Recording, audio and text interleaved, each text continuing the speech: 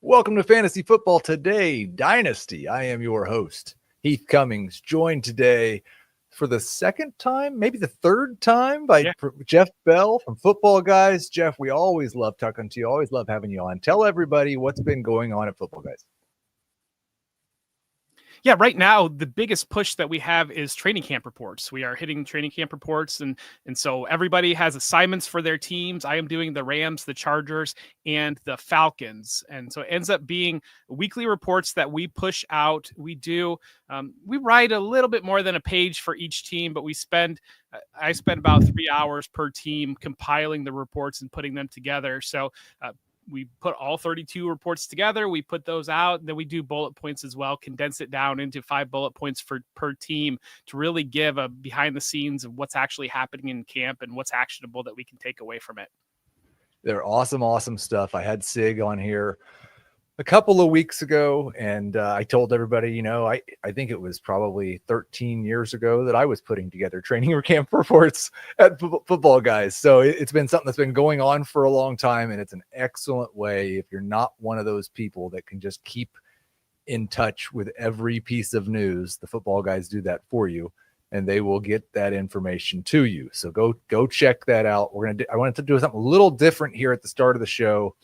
I told Jeff I'm just a little bit flustered. So if I say something dumb, I'm going to say something dumb. I do that every week. If I say something more dumb than normal, that's why. Things have been really, really fantastic. I want to thank Ryan, who won one of our auctions to get into the FFT Dynasty League last night. Thank you, Ryan. Congratulations. Expect an email this weekend with an invite to the league.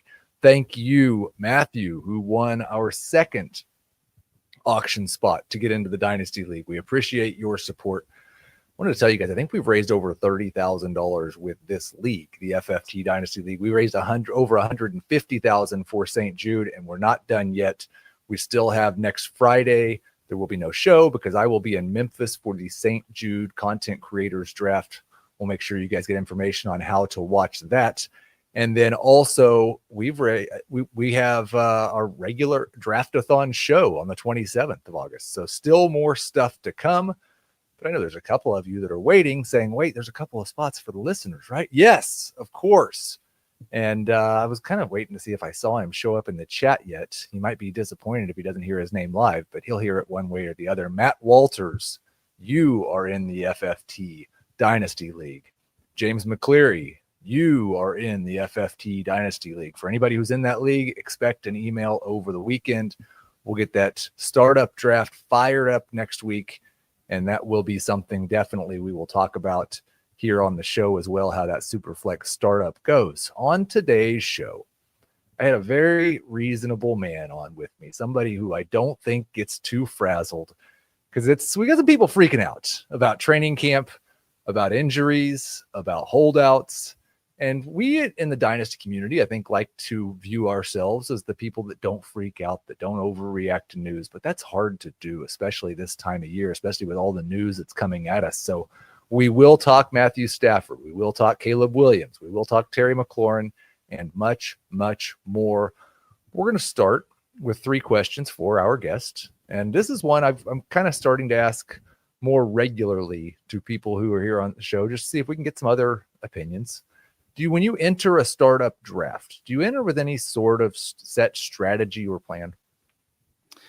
I would say, yes and no, probably, because I really do want to lean into value-based drafting, grabbing value where it lands. And I do tend to stray away from grabbing running backs early-ish. I think right now there's 3 running backs in Dynasty with Bijan Robinson, Jahmyr Gibbs, and Ashton Genty that I feel really good about grabbing early. So I do like to, so I guess I would say that I enter with a strategy because I do like to super flex. I still like to get my quarterbacks. I know there has been a trend in Dynasty to let quarterbacks slide a little bit more than maybe what was happening a couple of years ago. I do like to get my quarterbacks, and I like to get my young receivers, which I think most everybody is trying to do when they're building those Dynasty rosters out. So I guess that I would say I do have a set strategy, but again, I'm looking for value at every pick. And so I'm open to, if Brock Bowers is the pick here, I'm definitely going to take Brock Bowers. Or if it is Genty as the most valuable player here at this pick, I'm fine doing that.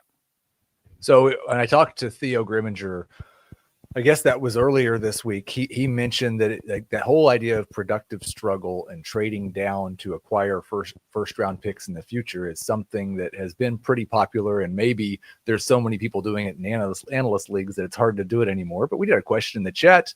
Somebody said, I'm doing a startup super flex draft, had 103. Now I'll just say I've told people I think 103 is probably the best spot in a super flex startup draft because you're getting one of Lamar Jackson, Josh Allen, or Jaden Daniels. He traded down. He got 112, 312, 801, a 2026 first, and a 2026 third. How would you grade this trade? I'll let you answer first, Jeff. I think it's what you want to do if you're going to trade out of the 103. I don't know. You're always trying to trade down, I think, in some of these leagues, and that makes it very, very difficult. So having that opportunity to grab, that 312, you're going to get a big time player at that 312. The 112, maybe that's a Caleb Williams, or maybe that's a CJ Stroud or Bo Nix, still a younger quarterback that maybe is not as locked in as the top guys, but still can kind of answer that position if you want to go that direction. And then adding that 26 first and 26 third, I like that quite a bit. Even though the 26 is a little bit undervalued relative to 27, you're still, to me, obviously this is somebody that's really aggressive in this draft that move up to the 103. And so grabbing their first next year, and you're already decimating their depth a little bit there, eliminating that third, eliminating that eighth, which is still, I think, is going to be a good player at that eighth. So you're eliminating their depth a little bit. And so that's where you hold that first and you hope that it becomes more valuable. I would make that trade. I'd probably give it a B plus, maybe even an A minus. What I'll say is I mentioned those three quarterbacks that you're going to get at 103. The big difference with this trade is that when I get to 112, there might be a player at each position that you're considering. Like if Brock Bowers was still there, I'd be strongly considering Brock Bowers. You said Caleb Williams. He actually is my 112. But wide receivers like Justin Jefferson or Malik Neighbors might still be there. If you want to take a running back, Jahmyr Gibbs or Von Achane, like it opens up the window. If you were thinking about going a different direction with your first round pick, you might be able to consider all four of those positions. Question number 2, I want to get into a couple of specific guys, and these are kind of panic related, I guess. One of them, though, the news seemingly got better for fantasy football purposes. Quinshon Judkins is not going to be charged. And so he's still not signed. We still don't know for sure if he will be suspended. But from a dynasty perspective, I know a lot of people loved this guy. Matt Waldman loved this guy coming out of college. Should he be valued anywhere close to where he was in May? My first initial reaction is, man, there's a lot of moving pieces in this to still value him where you valued him in May because of there are the comments by Jimmy Haslam. You mentioned that he's not actually a Brown at this period in time. And the suspension, I don't play into the suspension too much for dynasty value. It happens and we see, he misses 2 or 3 games. If that happens, what is that in terms of dynasty? But that being said, we certainly feel like we're drafting a different player than what we were looking at in May, given this off the field, it's strike one here on off the field. Whereas in May, we thought we were dealing with a relatively clean prospect. And so I think that, but at the same time, when you look at the running back landscape, there's not a lot of great young running backs that feel as good as like a Judkins does. Almost was a first round pick. And so I think that plays in as well. So I don't value him where I did in May for sure, because I do think we're dealing with a different prospect, but he's still very, very valuable. So you guys in the chat, the drill. I was going to say a little bit later, I'll be asking for any guys you're concerned about that we've not talked about. We'll try to get to those at the end of the show. Aaron, though, perfect segue, says Caleb Johnson is concerning. And there have been some people very concerned both about his pass protection and the way he looked in his first preseason game. Caleb Johnson is a guy that I definitely had a few picks behind Quinshon Judkins in rookie drafts back in May. And I, as recently as 2 days ago, had him ahead of Quinshon Judkins in rookie drafts. There are some people that do their rookie drafts very close to the start of the season. If you were at the end of round 1 in a rookie draft and Judkins and Johnson are still there, which one are you taking? I mean, at the end of round one, so actually my home league, we are doing our rookie draft right now. Okay. We had a lot of my home league. It's the only dynasty draft that they do. And it's just guys that they didn't really want to do it around draft. So this year we're trying it out to do it now. And I had the 112 and I ended up with Tyler Warren still. Okay. At the 112. So, I mean, I think you're looking at Loveland, Warren, Golden there. So I guess I'm not. So let's say you're at 203 and they're both still available. They're both still available. 203. I'd take Judkins easily over Johnson. Yeah, I'm definitely taking Judkins easily over Johnson. Yep, I think that's where I'm going to be as well. That was a short-lived rise for Caleb Johnson. Yeah, it is interesting though. What I'm noticing on that, having that draft late, how many guys have lost value relative to where we were looking at the draft? Because Caleb Johnson, Judkins. I mean, Trey Harris isn't quite what we thought he was back a couple months ago. Jack Besh was going early second. He's not there anymore. And it feels like there's not really guys that have risen up to kind of take those spots. It just feels like less valuable picks now. Yeah, I mean, Bashal Tootin lost his value and now has got it back. So it goes all over the place. Question number 3. If you're a contender, true contender, are you trying to deal Rashee Rice right now? No, I'm holding Rashee Rice. Yeah. I just don't play Dynasty in the way that I'm going to trade Rashee Rice right now. I think that you're dealing with a depressed market. I mean, if you had somebody that treated him like there were no suspension at all, sure, let's have that conversation. But I think that to be a true contender, you can probably handle missing 6 to 8 games or whatever it is for Rice. If you're a true contender, you should have that depth to be able to handle that. And we're really talking about getting into the playoffs. And he's still a player that, as of right now, with what we know, you still feel very good about having him as an option in your fantasy playoffs. We always put up these type of comments. Show you're right. Says Heath talked me out of taking Johnson over Henderson. Thank you. And I'm just going to go ahead and take that victory lap and say you're welcome, even though they've not actually played any NFL games. I'm right. Let's take our first break. When we get back, we'll get to whether you should freak out or not. Here we go. The 2025 CBS Sports NFL schedule is here. 18 glorious Sundays. He's got his receiver touchdown. Filled with rematches. Oh, the play of the year. And rivalries. Touchdown, Bengals. Plus, plenty of superstar showdowns. And an epic matchup between the Chiefs and Cowboys on Thanksgiving. Clear your Sundays beginning September 7th for the NFL on CBS and Paramount Plus. I remember when I got excited about the first time that ad played a couple of weeks ago, but football was still like a month and a half away. We're getting I think we're 3 weeks away, 3 weeks from last night, right? We got real football. That's going to be fantastic. We get to actually score fantasy points. We'll find out if I was actually right about Trevion Henderson. It's going to be fantastic. So should we freak out? A lot of these guys at the top will be older guys. And I think that makes sense because what happens in 2025 matters a lot more to the dynasty value of someone who's 37 like Matthew Stafford than somebody who's 21 or 22 years old.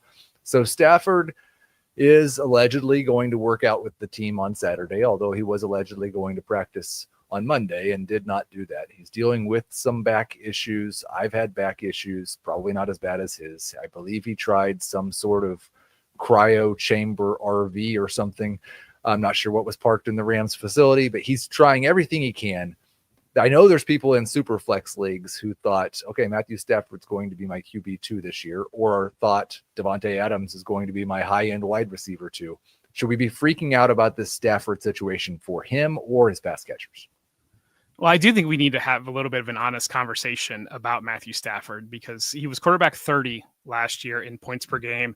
I mean, we're certainly in the stage now where it's a little bit more caretaker portion of his career. We had 5 games. He didn't hit 200 yards last year, 6 games without a touchdown, not adding anything on the rushing.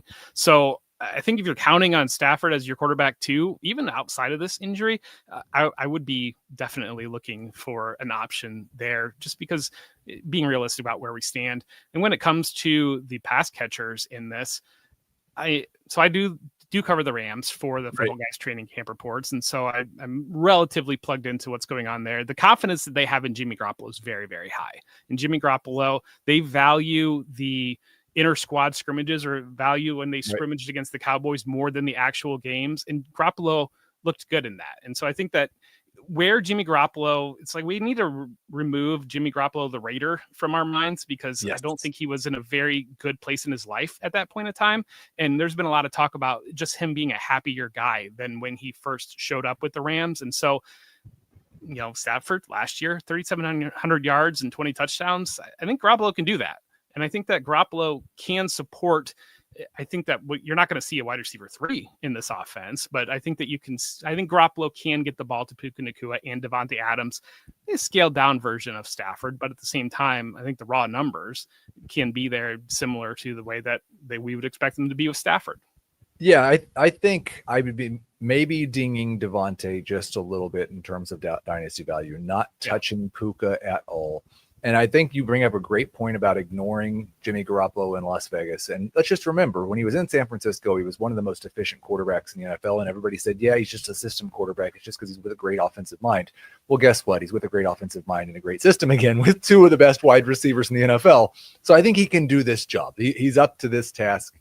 And maybe what you do I would make sure Jimmy Garoppolo is rostered in your Dynasty Superflex leagues at least. He probably is just a QB3 also, but could be a very good QB3. So the second one, talk about crickets as far as news goes. Joe Mixon is not practicing. Hopefully the training camp reports guy here is going to be able to tell me that we don't know when Joe Mixon's going to start practicing. The Nick Chubb reports have not been fantastic in terms of his burst and explosion. Is it time, like if you're a contender and Joe Mixon's supposed to be one of your starting running backs, to be freaking out a little bit? The news on Houston, I think you're exactly on point there. They're just a team that doesn't have a lot of news coming out. And that's one of the things about these training camp reports of, like, for the Rams, Jordan Rodriguez covers the Rams for the Athletic, and she is amazing. And that just the beat and being in LA, there's so much coverage. And then you run into some teams where it's like, you cannot find anything because they just don't have, sadly, newspapers aren't what they used to be. The coverage, team specific stuff, not exactly the way it was. And so I'm not seeing much about Mixon either. And we've talked about this. Myself, Dave Kluge, and Dan Hindery do a weekly show where we break down those training camp reports. And it's been about 2.5 to 2 hours the last 2 weeks. And Dan's a little bit more optimistic about Mixon, the injury not being that serious. And I'm trying to get Dan's optimism going there. I think the bigger concern is the lack of an option outside of that. And I don't know if it's because Texans being one of the better defenses in the league, and we know that offensive line is concerning, but you're not getting great reports about Woody Marks. You're not getting great reports about Nick Chubb. Maybe it's Pierce stepping in there. It's even the situation beyond Mixon makes this a stay away, I do think. Yeah, I might be considering the need to see if I could trade a second round pick for another running back if Joe Mixon was supposed to be my starter. I wouldn't want to be trading away a first until we get deeper into the season and see if I'm actually as good as I think I am. But yeah, look, I think Mixon's pretty high on the freaking out meter, if that's a thing. Terry McLaurin. I think some people might think of Terry McLaurin as a wide receiver in the prime of his career. Yeah, the holdout might ding his redraft value a little bit, but shouldn't impact his dynasty value. I don't know that that's true. And I don't know that people realize this. Terry McLaurin's maybe going to turn 30 before he plays football again. September 15th, he turns 30 years old. And the real is we don't need to worry about Terry McLaurin's contract. These situations always turn out the same way. He's eventually going to come to terms with the Commanders. It's going to be fine. And then somebody reminded me, I said, has anybody ever been good after starting the year on the PUP? And they said, Jonathan Taylor was. And well, why was Jonathan Taylor on the PUP? He had an injury, but also he had a contract dispute. And there was a lot of debate about whether he was able to play football or if he was in negotiations.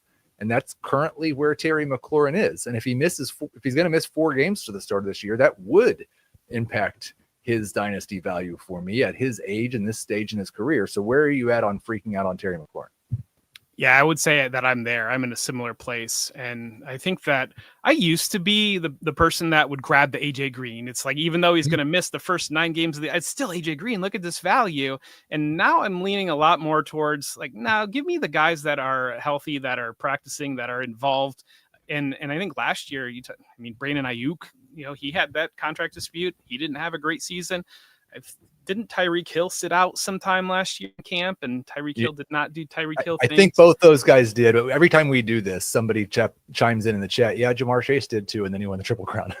But Jamar Chase is at a very different point of his career than Terry McLaurin. Right. I do think I dug into this a little bit this week, actually, and McLaurin it's not exactly what we remember off of last year. Last year was the best year of his career, whereas before he was kind of a wide receiver 20 to 28 type guy. And I understand now they have Jaden Daniels. That has changed, but at the same time, you're missing the snaps right now. And why don't the Commanders want to pay him? They've got a rookie scale quarterback. You would think, like, let's keep all the pieces together and let's keep rolling on this. They've obviously Laramie Tunsil, some other pieces. They've invested in some areas, but it's almost to the point of the team's lack of willingness to come to the table on it tells you everything you need to know. And certainly in redraft, he's an easy pass for me just because the value that he's still holding, where I see his ADP, I can draft a healthy receiver, that Xavier Worthy or something like that in similar range. And I'd much rather make that bet right now. But I think in Dynasty, if you find somebody that still is in on McLaurin, it's a time to pivot off. And so this is not one of those situations, because I think sometimes this is a great move as a dynasty manager. If somebody's redraft value falls because of this year concerns and you can swoop in and buy low for dynasty purposes. I don't really feel that vibe with Terry McLaurin. Do you? No, I don't. And the thing with it, if he doesn't duplicate what he did last year in dynasty, if he has a down year this year, we know what's going to happen to that dynasty value. You're going to be talking about a 31-year-old receiver coming off a disappointing season, and it's going to be radioactive. Right. So the next guy, we've gotten reports or speculation over the last couple of days that not only is Chris Godwin necessarily going to be ready for any of the preseason, but Chris Godwin could very well start the year on the PUP. Another one that made me ask, has anybody ever been good that started the year on the PUP?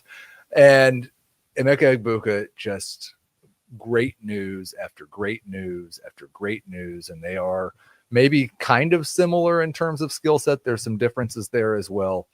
Godwin, another player who is already 29 years old and coming off of a bad ankle injury now, also had the kind of almost lost season a couple of years ago due to injury. He played, but he wasn't himself. Have we seen the last of Chris Godwin as a number 2 wide receiver? Are you getting freaking out about this one yet?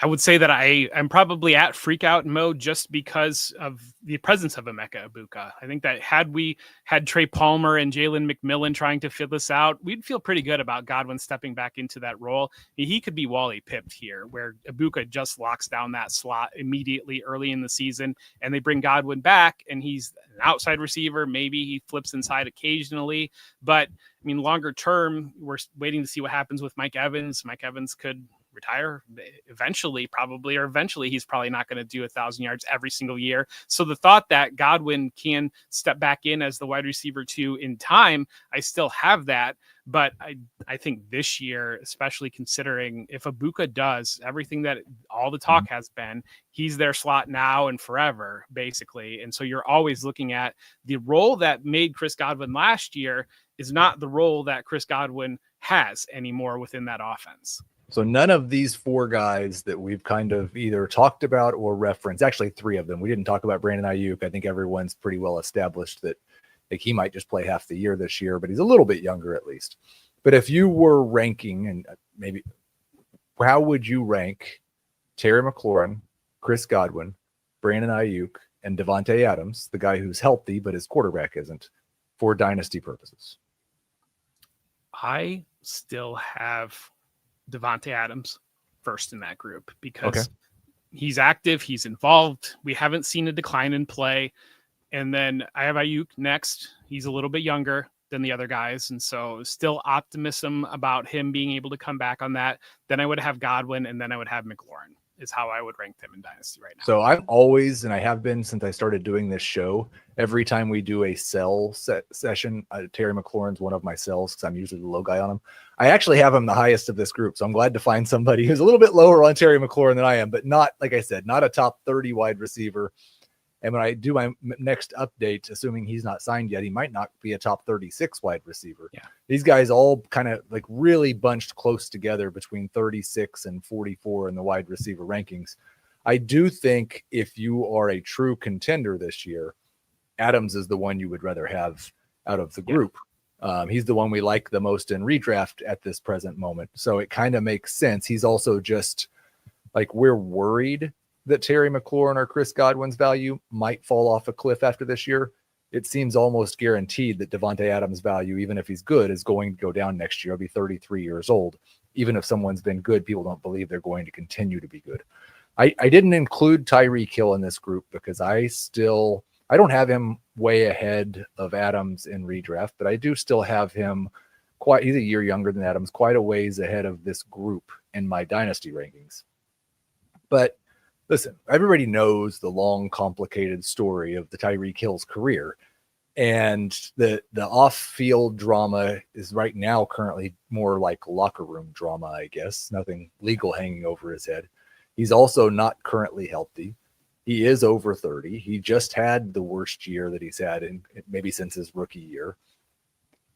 How much are you freaking out about Tyreek Hill right now? No, see, these are all great picks because I'm going to be freak out on all these guys, but because I just don't like having older players in dynasty. So it's like the type of thing of like from the dynasty lens is like, I don't want to have any of these guys on my team because of not only what's going on. We got to win some championships. A couple of these guys might help us win a championship. Young guys score points too and winning championships too. But no, I'm concerned about Tyreek Hill just because was last year injury related, or is there effort concerns there? And if there's effort concerns there, what's changed to make him buy back into it? And to me, to some extent, I can't help but wonder if I think he's probably been shopped pretty hard by that offense, given the way that they have turned over their roster and given behind the scenes the little bit of rumblings that he wouldn't mind moving on. And I think that offense probably wouldn't mind moving on from him. So he's still at Offen. So I think that tells you something about where the league is viewing him.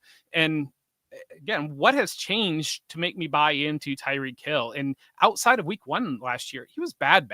This was like wide receiver 3 territory. And so it's, what are we dealing with here? And Adam Harstead at Footballguys is very, very smart. And he has done some stuff in the past that to basically show that we expect like decline periods for these players to be a little bit gradual. And it's a lot more, especially receivers. They just fall off a cliff. They're just not that guy anymore. And so Tyreek Hill's play last year, is he just not that guy anymore? Is it that he mentally checked out? There's just a lot of too much risk probably for me on Tyreek Hill relative to where I think some people are still valuing him. I'm seeing him as a second, third round kind of a player, like right at the bend there on the drafts and stuff like that. And it's just, that's a lot of risk. Yeah. I've had a big struggle just kind of talking about 2025 for a second. Once you get past the Ladd McConkey, T. Higgins kind of grouping there right at the end of the wide receiver ones. Yeah. I can't find anybody I want to rank as a high-end wide receiver too. Some people feel comfortable with Garrett Wilson there. I'm terrified they're going to throw 450 passes as a team. I kind of had Terry McLaurin there for a while, but now we don't even know if he's going to be ready week 1. So I think that's part of the reason that Tyreek Hill stays there is, yes, there's concerns, but people struggle to find somebody with as much upside as him to put ahead of him. For dynasty purposes, it's not quite as clear. I think the thing that we're kind of hitting on here is if you're one of those aging dynasty contenders, you don't need to hit the eject button yet. Like you are where you are, but you need to know where the eject button is. And you might need, so if you can hit it quick early in the season if you need to and get something for some of these guys. I gave you a lot of old guys, so I'm going to give you a young team now. I've really wanted to, and I even one show I actually pulled up the Allen Iverson practice rant, and I was going to do it during the show because there's been so much negativity about Caleb Williams. After 1 year and a couple of months of practice, everybody's just out, or scared at least. And the Luther Burden roller coaster, the DJ Moore, do Ben Johnson and he get along? The recent reports this week that no matter what, Olamide Zaccheaus is going to play. Well, come on. Like, this is where we are with the state of the Bears right now. So let's start with what I think will be an easier one for you. Are you freaking out about Caleb Williams yet? I'm not freaking out about Caleb Williams.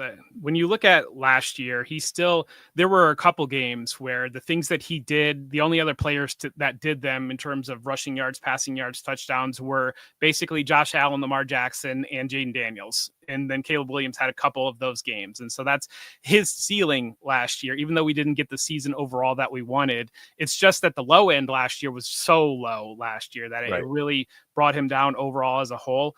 And I think one of the things about doing training camp reports and just filtering news out of training camp is consider a filter on it. And Ben Johnson does not strike me as, sometimes we see these coaches where everything is rainbows and sunshines, and like, you know, like Jim Harbaugh, like when he talks about his guy, like Justin Herbert is the greatest guy in the world. And of course, like we're all in on Justin Herbert. Ben Johnson's almost the complete opposite of that. Ben Johnson's going to tell you that, you know, it might be a nice sunny day and it's 72 degrees. And Ben Johnson's going to say, well, I mean, the humidity is 82% and like this, like for Ben Johnson, I feel like I get that vibe. And so I think Ben Johnson's working very hard to instill culture within the Bears, because I think that was probably one of the major concerns about their team last year was not exactly hardworking culture that Ben Johnson stepped into.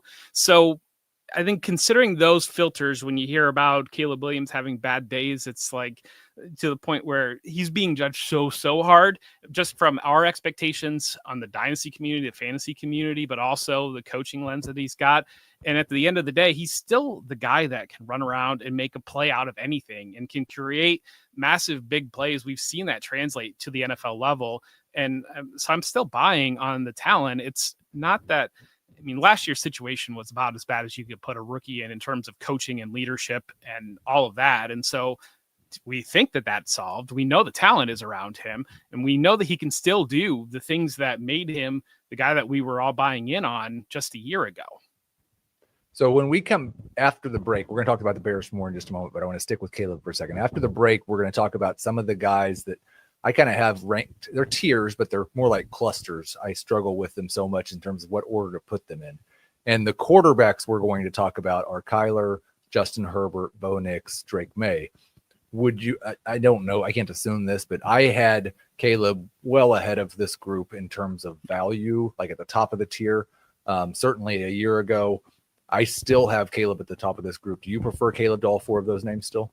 I do. Yes. Caleb's my quarterback 6 in Dynasty. So I'm still pretty in on Caleb for Dynasty. And again, it just comes down to the package of, I mean, you know, Kyler and Bo Nix and May as well have shown us the rushing. Maybe Justin Herbert might add some more rushing this year. But I think at the end of the day, I don't think the bad has been so bad that where we were a year ago on Caleb Williams is just complete ejector seat now at this point. So I agree completely with what Jeff just said. And I will tell you that I think in a lot of dynasty leagues, if you agree with us, you could go offer one of those four guys and get Caleb Williams, maybe straight up. And so if you're I've got him QB7, I think you got him QB6. The difference, I assume, is Mahomes. So if you are where we are with Caleb Williams, now is a good, maybe even great time to buy. The wide receivers, it's been a very mixed bag of reports. I hear a lot that like Rome Odunze is the best pass catcher on the team in camp, but he's the one guy who doesn't seem to be in consideration for the coveted Ben Johnson slot role. And so that's kind of a strange combination there as well. Let's start with this. Where would you rank the Bears wide receivers? And are there any of those older guys that we talked about that you would take over any of the Bears? There are not any of the guys that we talked about that I would take over the Bears. I'm definitely taking the Bears there. I still have Odunze at the top of the Bears pass catchers, then DJ Moore next, and then Burden after that. And I do think that I'm still very in on Luther Burden, but part of me wonders if we're seeing DJ Moore being moved all around and coming out of the backfield and working in the slot. If they're not like piloting this is going to be the Luther Burden role, but we're going to have DJ Moore figure it out first, and then we're going to be able to slide Luther Burden into there. And we'll figure out what to do with DJ Moore next after that. But again, my good friend Dave does the Bears for the training camp reports, and Dave is also a Bears fan, and his first report, he was way in on Luther Burden and Loveland, and he asked my opinion of what I thought of that. And I said, well, you didn't really mention DJ Moore. What's going on with DJ Moore? And then this second week he came back and he had dug in slightly more, and he was, oh yeah, he is just in the middle of everything. And so right. I think DJ Moore is that guy that you want this year in redraft. I'm still buying on Odunze. Yeah. Some of the situational factors last year we talked about with Caleb Williams definitely affected Rome Odunze as well. And when you look at players too, Keenan Allen operated in maybe where you wanted Rome Odunze to operate a little bit more than Burden, or DJ Moore is going to do DJ Moore things. And so I think there's opening an opportunity for Odunze, and I think he's a tremendous value right now in Dynasty. I just hope that there has been, like, it sounds like there has been in camp, so this should be good.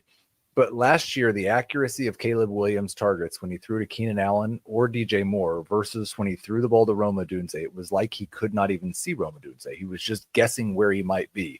Odunze had one of the lowest catchable target rates in the NFL. I think that was hopefully somewhat a product of just two rookies not being on the same page, and maybe a product of just a little bit of bad luck that his worst throws mostly went to the same guy.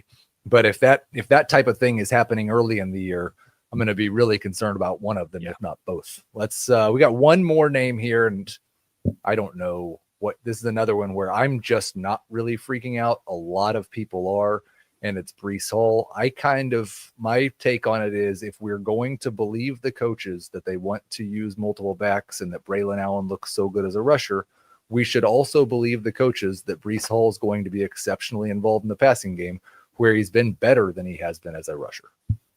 Yes, and I think that's the exact point that I'm at as well. I think that's great, Heath, that you're there, because you look at this passing offense, I don't see how it functions without Breece Hall being heavily involved. And I think that there's enough creativity on the coaching staff to be able to get him there. And that's where we want. We know there's been a lot of great work that's been done in terms of the value of a target relative to the value of a carry. If you were to tell me, Breece Hall is not going to be getting 20 carry games, but he is going to be getting 8 to 10 target games, I'm all in. Like, let's go with that. And I think that it's not the ceiling Breece Hall that we thought we had a couple of years ago, especially I think it was the 23 season when he ended the last month or so of the season as the running back 1 overall. But I do think that we're probably maybe a little bit on the Saquon track with Breece Hall here, where like they don't exactly view him as the guy, and he's going to hit free agency and they're not going to pay him. And then me being a Bills fan, you being a Chiefs fan, I know how things work in my world, and you're going to get a discounted Breece Hall as the Chiefs feature back next year. And it's going to be Saquon 2.0, and it's going to be everything that we ever wanted out of Breece Hall, just because that's how it works in the Bills and Chiefs world. That sounds exactly right to me, Jeff. Well put. Let's take our second break. When we come back, we will talk about a couple of my rankings clusters, see if Jeff can help me sort those out. And then also, if you guys have some names of people in Dynasty that you are kind of starting to freak out about that we haven't talked about yet, put those in the chat. We'll try to get to those as well.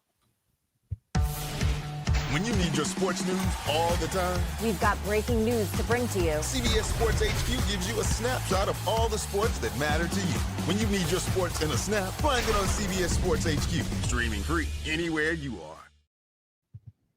So we are back. I've got basically one for each position of kind of clusters. I'm having a hard time separating. What I'd really like, Jeff, is you could just like clearly convince me who the best or worst player is in one of these tiers, and then I won't have to think about it so much when I update these at the end of the month. At the quarterback position, it's Kyler Murray versus Justin Herbert versus Bo Nix versus Drake May. Where is it just obvious that one of these things is not like the others? To me, it's Herbert is the thing that is above. I just think he's a better football player than the other guys from what we've seen. I think the only reason why we're considering him in this tier is because we don't know what that passing volume is going to look like for the Chargers with Greg Roman offense, Jim Harbaugh. But I do think that Harbaugh and Roman are smart enough that, one, a lot of the numbers that we pull off of Roman is from when he was kind of dealing with a Tyrod Taylor at quarterback and or a very, very young Lamar Jackson, trying to figure out how to make that work. And I think Justin Herbert's just a different breed than really anybody that he's had. But I think Jim Harbaugh is smart enough to know where football is headed. And when it comes down to it, trying to win the Super Bowl, I just don't think you're going to try to win the Super Bowl treating Justin Herbert as Alex Smith and trying to just don't turn the ball over, give it to Omarion Hampton, and let's go out and win the Super Bowl. You kind of need Justin Herbert to be his best version of himself. And I mean, there's been some whispers, rumblings that he's going to run a little bit more this year, that they want to unlock that. We know last year he was in a boot at this time last year, wasn't even at practice at this time last year. And the first 6 weeks or so was a real struggle to get some of the things that he wanted to do. Then he had that run where he was on fire and really, really hot. And you look at the receiving talent that they added there with the bringing Keenan Allen back, with drafting Trey Harris, with some of the other Keandre Lambert-Smith deeper pieces. It's going to set up to be arguably maybe the best targets that he's ever had. And to me, he's the player at the top of the tier. So, I've always been a little bit envious of people that can make that distinction that you just made and say he's the best football player. I think he should be at the top, because I do think, like, if you're asking me who do I think is the best quarterback of this group, it's Justin Herbert. I think it's a little bit more than the pass volume. That's the biggest part of it. The other part for me, I would say, is as much as we love watching Justin Herbert film, Justin Herbert's stats, especially over the not just last year, but the year before also, have not justified the way we've looked at him. And really, it's the last 3 years. It's been for different reasons. The first 3 years of his career, he averaged over 280 passing yards per game. The last 2 years, it's been about 230. The first 2 years of his career, he had a 5.5% touchdown rate. The last 3 years, it's been around 4%. And so the fantasy production really hasn't been there since those first 2 years. And at some point, those need to come together. The talent needs to turn into fantasy points. I wouldn't necessarily want to bet against Justin Herbert at any point, but that is, you're right, I think, on probably 70% of why I have him in that group. And the other 30% is just that even before Harbaugh, the last couple of years, he hadn't produced to the level of his talent. Let's talk about a couple of running backs here. James Cook just got your Buffalo Bill, just got a new contract. Still just, I think, 25 years old. I have a hard time with him and Josh Jacobs. I prefer Jacobs pretty strongly this year. Jacobs, I think it's really hard to have a more than a 2-year outlook on at 27 years old. Maybe 29 and 30 are okay. I don't like to bet on that for running back. So Cook has a longer runway, but Josh Jacobs gets to be the man in his offense. James Cook is so electric, but he can't be the man, partially because of Josh Allen, partially because they love playing Ty Johnson and Ray Davis.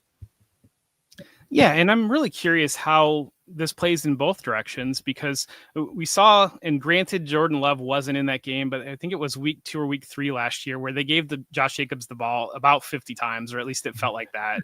And they basically said, okay, we're going to break this guy in half if we do this again. And what we saw after that was a lot more of deliberate move towards it was not a committee, but it wasn't far off from a committee at times, it felt like.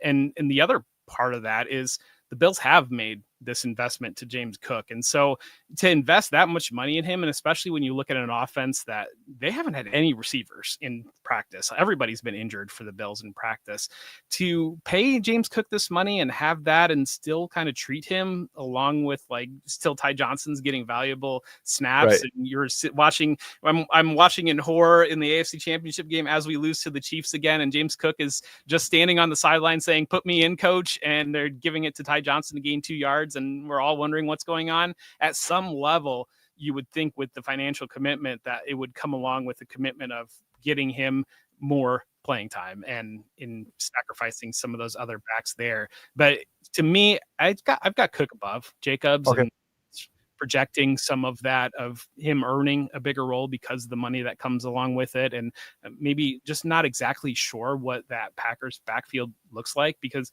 I think if we get from the reports, if we get a healthy, involved Marshawn Lloyd, that is the type of player that can be right there with a Ray Davis, that can be siphoning some of that work off of the Packers backfield. But I don't blame you at all for having Jacobs there. And I do like your view on, in Dynasty running backs especially, let's look a little bit more at what we have right now.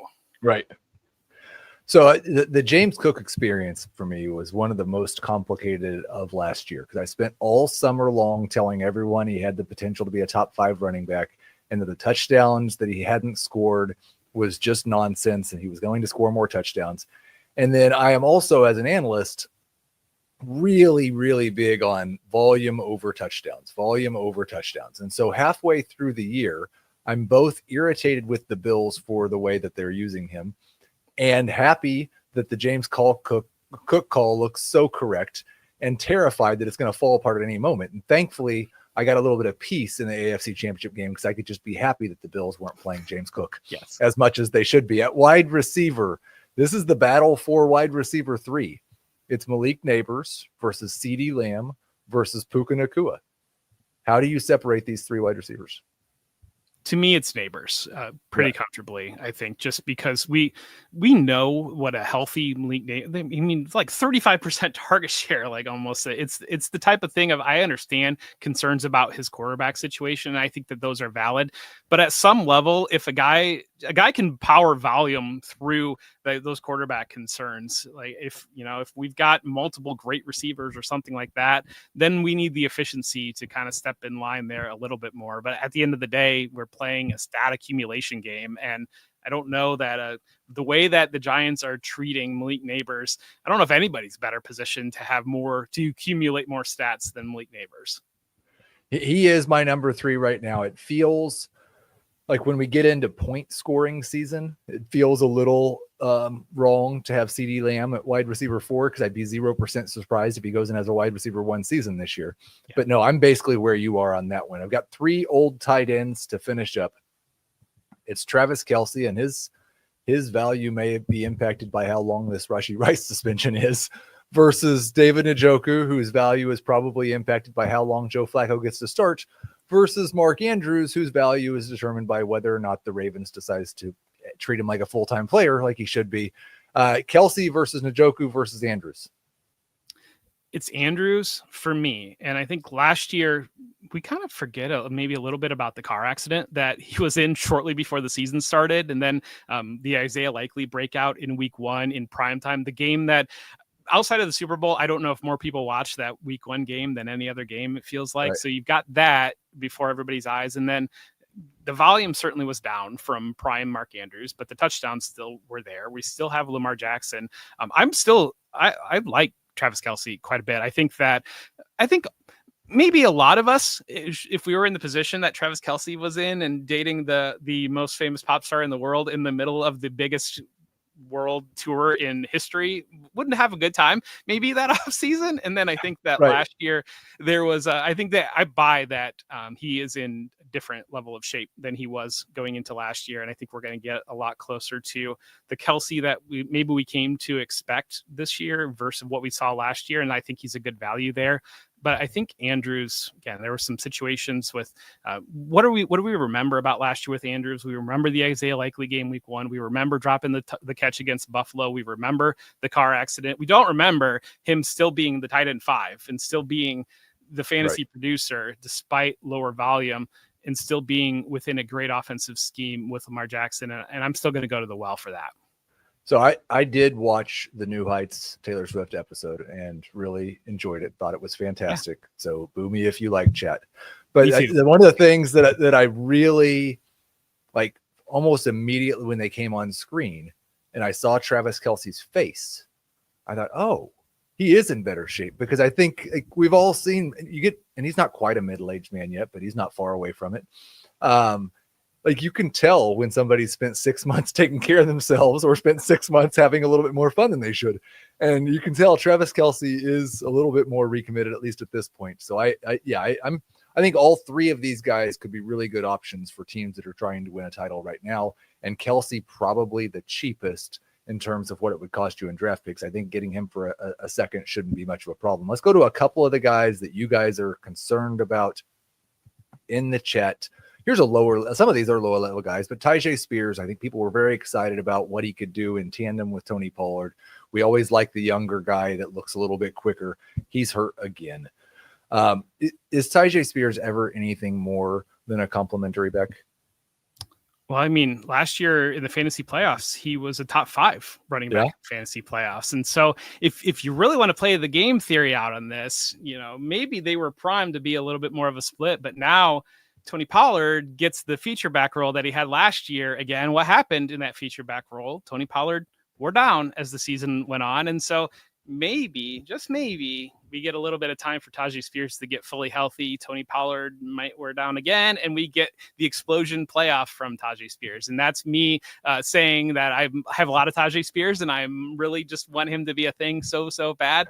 Devil's advocate case is this is the opportunity for him to be a regular in that offense, and that injury is going to rob him of that opportunity. I think that's fair to feel that, but at the same time, this is a player he's a good player. We've seen him be good, and similar to the Breece Hall conversation, when you look at the Titans, I think their offensive line is better than maybe we realize, because having Bill Callahan there, having heavy investments in the draft in that offensive line, they need weapons. They need playmakers. So they need to involve Tajay Spears into that offense, because the options outside of Calvin Ridley right now are not inspiring. So this one I was a little confused about, but maybe it's just fear about Aaron Rodgers. But DK Metcalf, leaf green goblin is a little bit worried about DK Metcalf, or maybe even freaking out. Any concerns about DK this year? Not particularly. I understand concerns about Rodgers. I think he played a little bit better than we realized last year, and especially the last month of the season for our fantasy purposes. He was good. He was a quarterback one over the last month of the year. I think it's fair to have concerns about Arthur Smith's offense and the lack of getting the ball to their guys. I do tend to believe that Aaron Rodgers is going to maybe hear the call that might be some trick screen for Cam Hayward and just say, now I'm getting the ball to DK, and in a level of none of the quarterbacks that Smith has had previously. I think DK Metcalf is primed to just get peppered with targets. We've got a Buffalo Bill here. I've seen mostly good things about Keon Coleman, although if there was one thing that would concern me, it seems like every time he catches a football, there is a defender glued to his jersey. So I'm not sure that he gets a whole lot of separation, but Josh Allen likes to throw into tight windows. Are you more excited or concerned about Keon Coleman, who probably had a disappointing rookie year? Trepidation, probably. He was battling injuries last year. He did have some highs that make you buy in on it. At the same, I'm hearing it's the type of thing of he will have those practices where everybody's like, wow, this is exactly the guy that we thought we were drafting last year, and he can be that. And then he'll have another one where he drops a couple balls where you say, why did he drop that ball? And so I think that he's going to struggle with that. And so probably with him, my bigger concern is, unless we see something different, Joe Brady's offense just spreads the ball so much between receivers. And Josh Allen is at the point in his career where he's just going to throw to the open receiver. He's not going the stuff on Diggs early, Josh Allen, of we're going to get this guy 12 to 15 targets.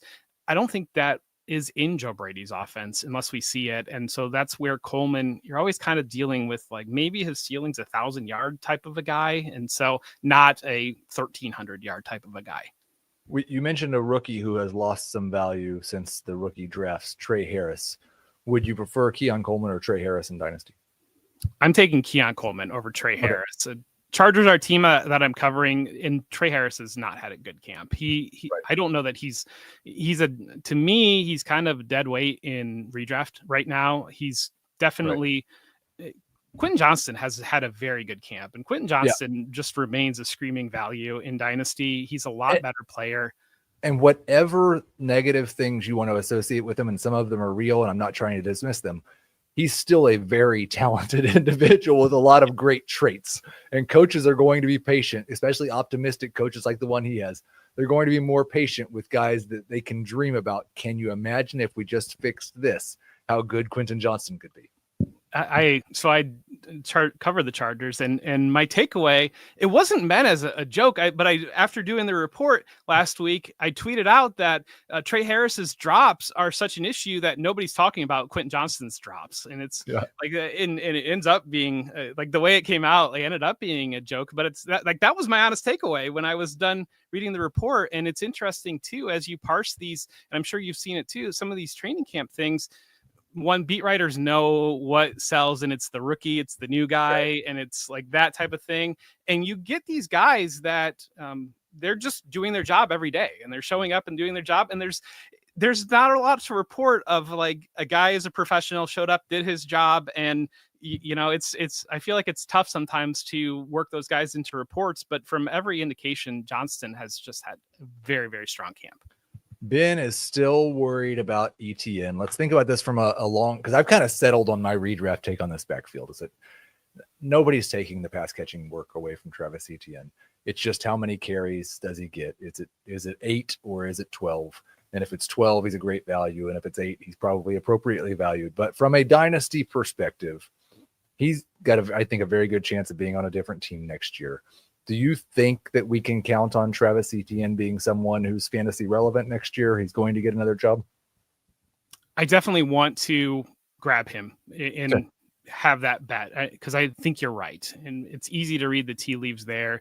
I mean, Javonte Williams was a player last year that we completely fell off the radar. And then when it got to December, I was grabbing him everywhere because the possibility, the value that he held was next to nothing. And the possibility that he ends up somewhere was very high. He ends up in like the perfect scenario. And then it turns out, well, he is just Javonte Williams too at the end of the day. And so while he could be the lead back for the Cowboys, we're not exactly getting glowing reports off of that. I think ETN is one of these players that can end up in one of those scenarios. And the game that we're playing, that happens. You've got a lot of sell windows there should you want to pivot off of that. Aaron says Kyler Murray, and I'm going to hijack Aaron's and say I'm trying not to freak out about the fact that every highlight I see of Marvin Harrison is running the same route that he ran last year.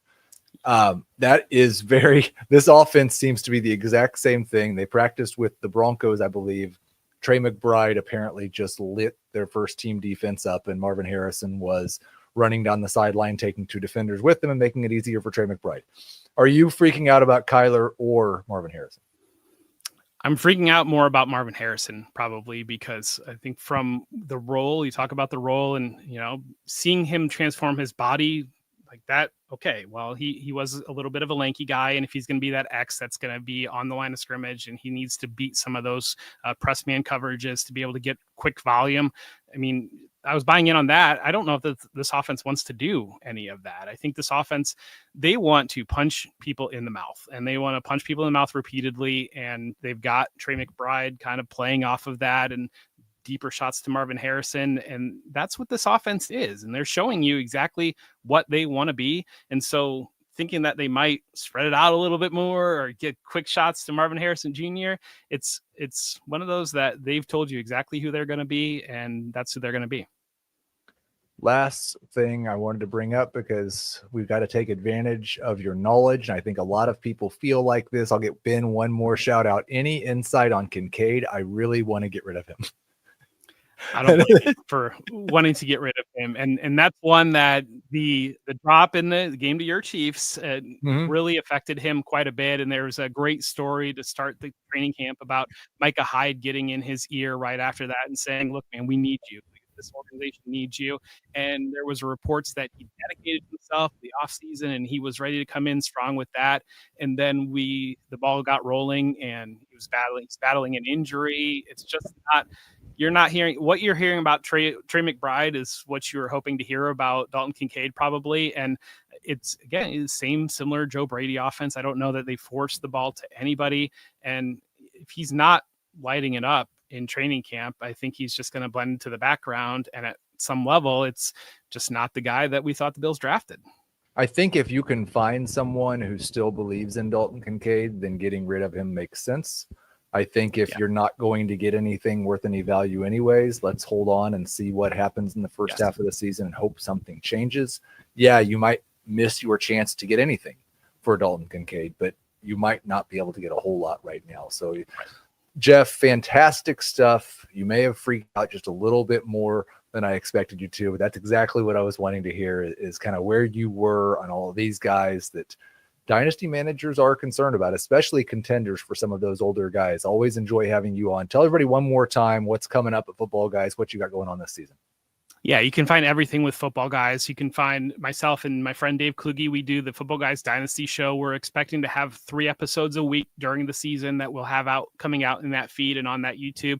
We've got training camp reports, 2 more of those, 2 more episodes with our friend Dan Hendry stepping in. And that's a marathon. We do about 2 hours, 2.5 hours, and we hit all 32 teams, everything that we think is relevant out of training camp. And so do that on 2 times speed, maybe when you got something to do. But other other than that, I do a weekly article on Football Guys, the Monday roundup during the season, where I really break down the entire league backfield and target usage and what we're seeing, the trends we're seeing off of that, and kind of some stats of the week, those types of things that I really enjoy quite a bit. That's a very deep dive that I do. And that's where a lot of it comes out. And I still do the DFS show and the Sunday Morning Live with Joey Wright and the Audible Live with Matt Waldman. I tend to be a little bit busy over at Football Guys, and this is the time of year to be busy. That's exactly right. Well, thank you for making time for us today. Thank you, Harry, for making everything work. Thank you to everybody who was active in the chat. You guys were awesome. And thanks one last time for everybody who's participated in any way in the St. Jude Draftathon. We're not done yet, but you guys have been awesome. We've done a lot of good. We will talk to you next Tuesday.